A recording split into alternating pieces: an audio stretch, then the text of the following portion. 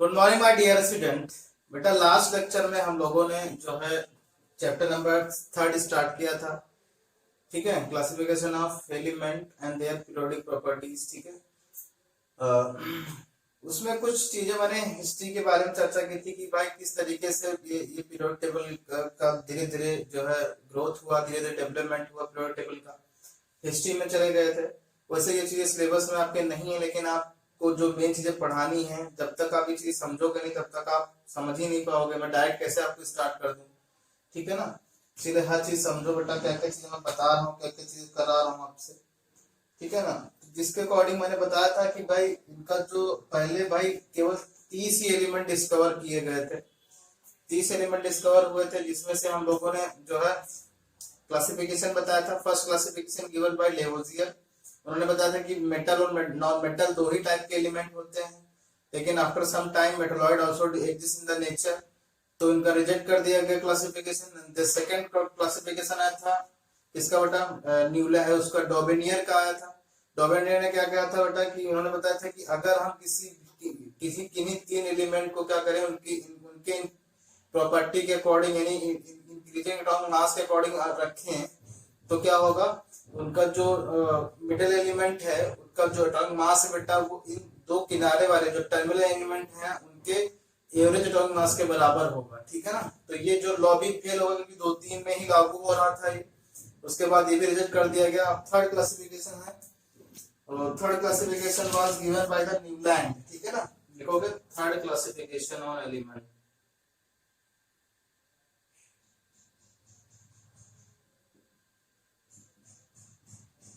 Third classification of element.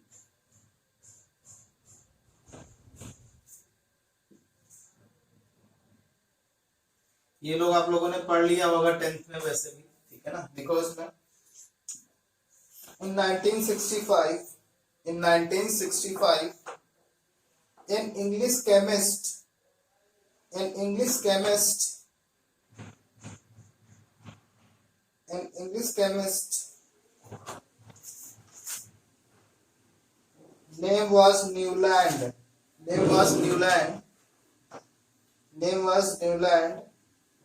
classify element on the basis of music and this classification is known as law of octaves। जैसे English में बेटा जैसे अपने सुर होते हैं ना, 7 सुर होते हैं ना म्यूजिक में, वैसे ही इंग्लिश में होते हैं नोड ऑक्टेव्स होते हैं, ठीक है ना। तो जो उन्होंने क्या न्यूलैंड ने क्या किया था बेटा, एलिमेंट्स को म्यूजिक के अकॉर्डिंग अरेंज किया था।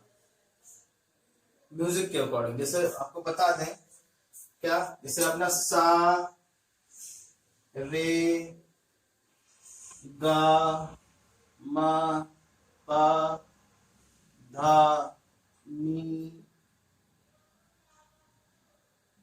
फिर सा आ गया ना। तो 1 2 3 4 5 6 7 8 यानी पहली और 8वें जो सुर का सेम सुर होगा कि नहीं होगा, वैसे उन्होंने बता दिया लॉ ऑफ ऑक्टेव। मतलब ये बता दिया था कि अगर हम एलिमेंट को उनकी केमिकल प्रॉपर्टीज और फिजिकल प्रॉपर्टीज के अकॉर्डिंग अरेंज करें, तो पहली और 8वीं जो एलिमेंट होंगे वो क्या होंगे बेटा, उनकी प्रॉपर्टीज क्या होंगी, सेम होंगी। अगर नहीं सॉरी बेटा, इन्होंने क्या कहा था कि अगर हम एलिमेंट को उनके इंक्रीजिंग ऑर्डर एटॉमिक मास के इंक्रीजिंग ऑर्डर के अकॉर्डिंग रखें, तो पहली और 8वीं की क्या होंगी, सेम प्रॉपर्टीज होंगी, ठीक है। तो ये बताते हैं किस तरीके से। तो न्यूलैंड ने क्या किया था बेटा, लॉ ऑफ ऑक्टेव्स दिया था, ठीक है ना, जिसको मैंने लिखवा चुका हूँ। ये भी टर्म लिख लो, आप ऐसे ही लिख लेना आफ्टर डिफिनेशन जो मैंने लिखवाया अभी, ठीक है ना। इन 1965 an English chemist name was Newland classify element on the basis of music and this classification also known as law of octaves, ठीक है ना।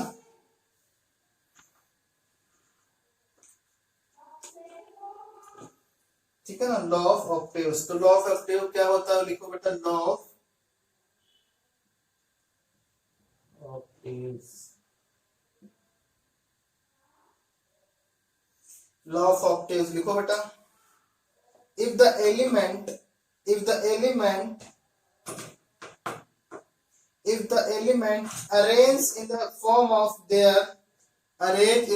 of their increasing order of atomic masses, increasing atomic masses, every eight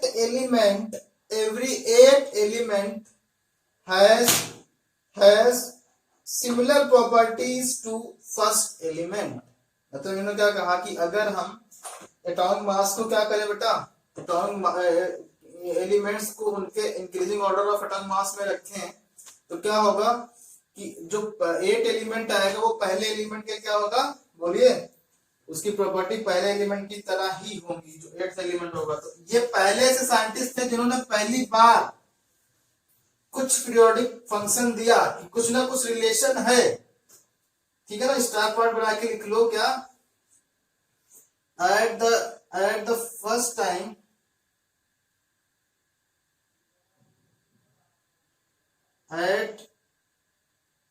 first time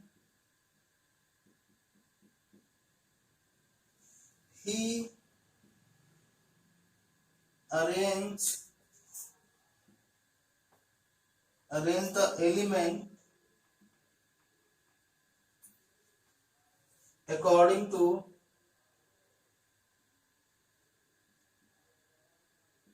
their repeating property।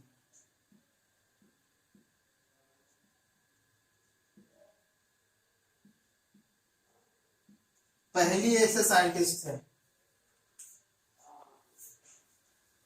ठीक है। और एक चीज और लिख लेना, उस समय बेटा नोबेल गैस डिस्कवर नहीं किए गए थे। At that time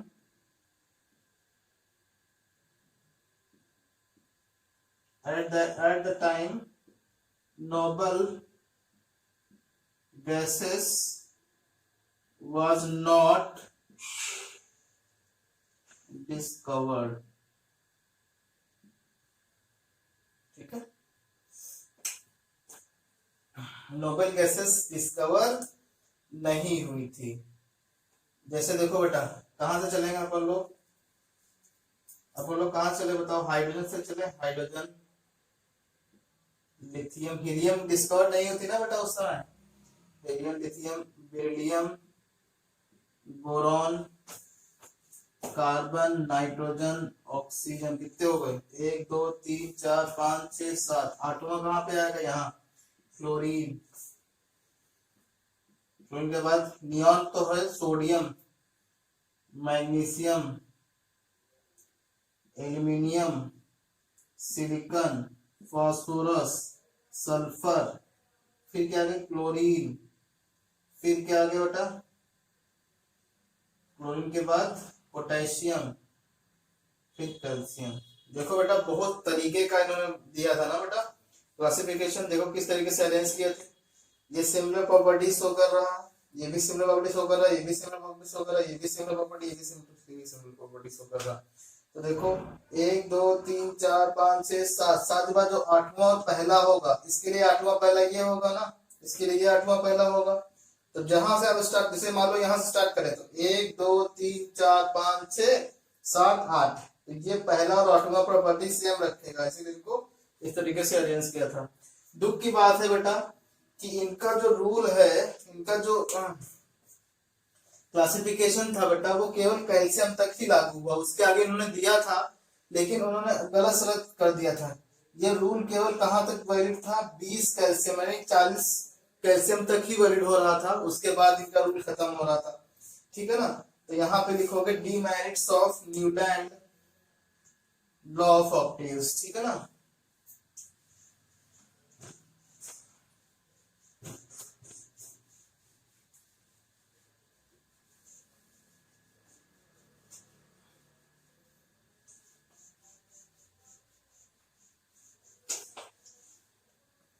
demerit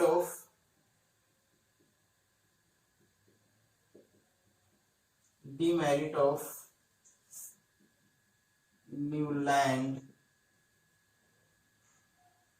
law of octaves। demerit क्या है इसकी बेटा, इस लॉ की देखिए इसमें क्या बता रहे हैं।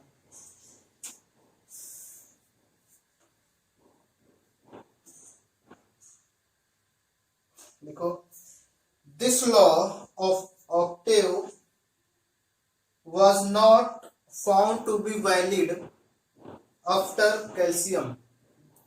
मतलब ये लॉ जो है बेटा वो कैल्शियम के बाद वैलिड नहीं हुआ। ठीक है, नोट नोट नोट लिखोगे। उस समय 56 एलिमेंट डिस्कवर हो गए थे।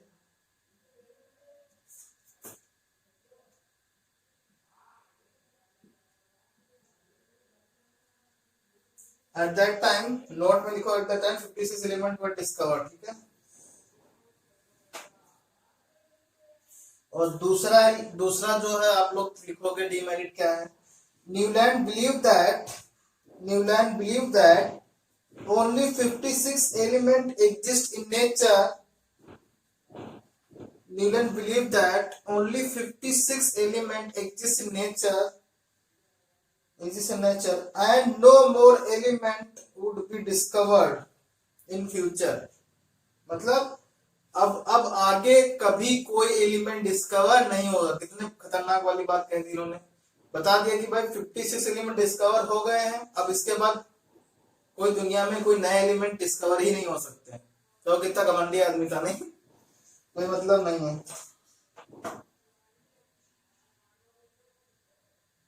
एंड थर्ड जो है पॉइंट है, Newland also adjust two element like cobalt and nickel in between of calcium, between of chlorine and bromine.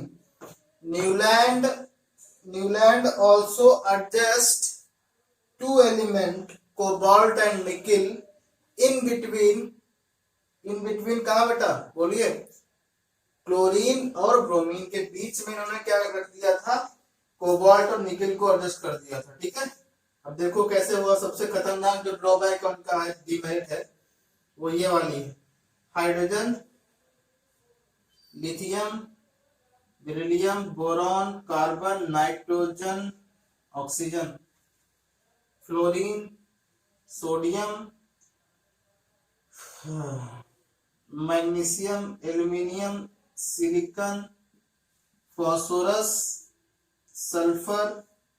Sulphur के बाद क्या आएगा बेटा, क्लोरीन और पोटेशियम और कैल्शियम। फिर इसके बाद उन्होंने लिख दिया कोबाल्ट एंड निकेल, और यहाँ पे ब्रोमीन लिख दिया। ठीक है, अब तुम सोचो बेटा कोबाल्ट निकेल क्या है, ये मेटल है। ये क्या बेटा, मेटल है कि नहीं, कोबाल्ट निकेल मेटल है। और ये क्या है, नॉन मेटल है। कैल्शियम और ब्रोमीन कैसे से नॉन मेटल। तो देखो इनको एक ही ग्रुप में रखा गया, जबकि इनकी प्रॉपर्टीज क्या थी बेटा, डिफरेंट थी। तो ये ड्रॉबैक सबसे इंपॉर्टेंट है, ये ड्रॉबैक लिख लेना बेटा। तो इस तरीके से इनका न्यूलैंड का जो लॉ ऑफ ऑक्टेव था वो क्या हो गया बेटा, गलत मान लिया गया। जब गलत मान लिया गया तो क्या हुआ, बड़ा दुख की बात हुई कि भाई गलत हो गया इनका। उस समय ये थे नहीं वैसे भी। ठीक है, तो अपनी आत्मा से देख रहे होंगे कि भाई किस लिए जो है इनका चीजें बनाई गई थी। अब जो है आपका इम्पोर्टेंट टॉपिक स्टार्ट होता है मेंडलीज। उसके बाद आए थे लॉथर मेयर आए थे, लेकिन लॉथर मेयर का कोई मतलब नहीं है बेटा, वो वैसे ही क्लासिफिकेशन दे दिए थे, उनका कोई इम्पोर्टेंट इतना है नहीं।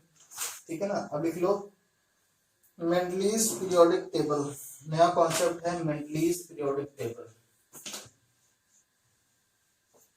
इंपॉर्टेंट पॉइंट है, ये लिख लेना बेटा, Mendeleev periodic table.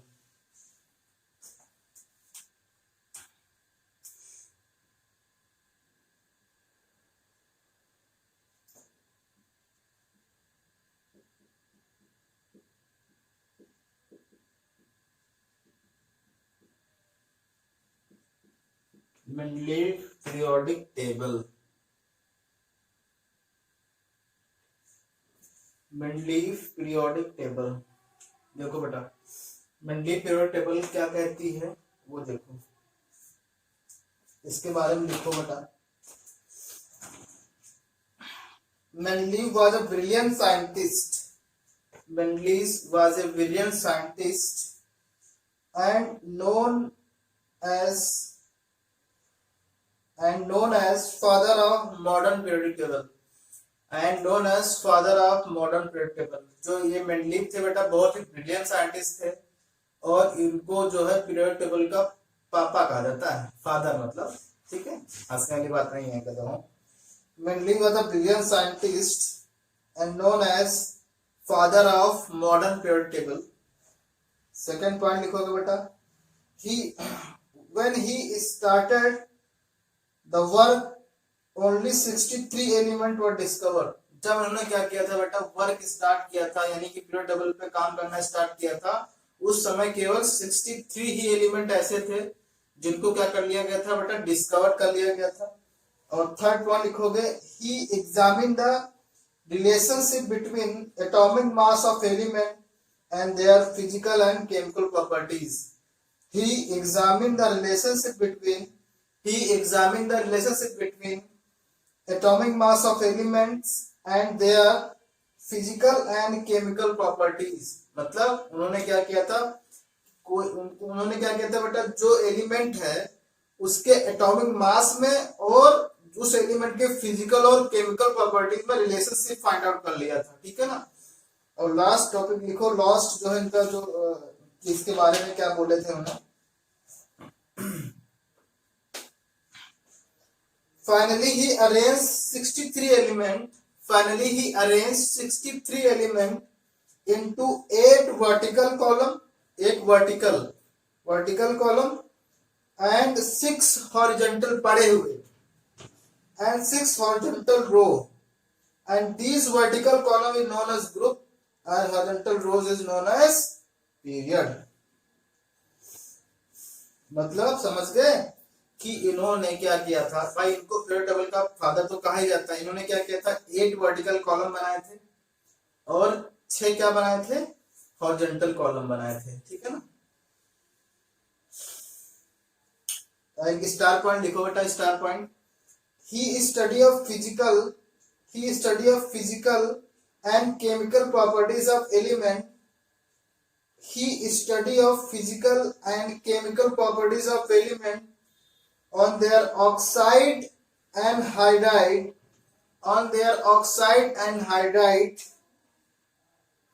because oxygen and hydrogen is the most reactive element,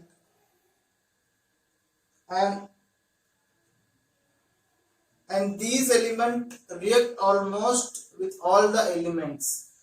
इन्होंने क्या किया, रेफरेंस किसको माना था बेटा, इन्होंने रेफरेंस ऑक्सीजन और हाइड्रोजन को माना था। ऑक्सीजन और हाइड्रोजन के अकॉर्डिंग ही सबकी केमिकल प्रॉपर्टीज और फिजिकल प्रॉपर्टीज को डिस्क्राइब किया गया था, और उसी के अकॉर्डिंग इन कॉलम में 8 कॉलम और 6 हॉरिजॉन्टल रो में क्या किया था, इन्होंने एडजस्ट किया था एलिमेंट्स को, ठीक है बेटा।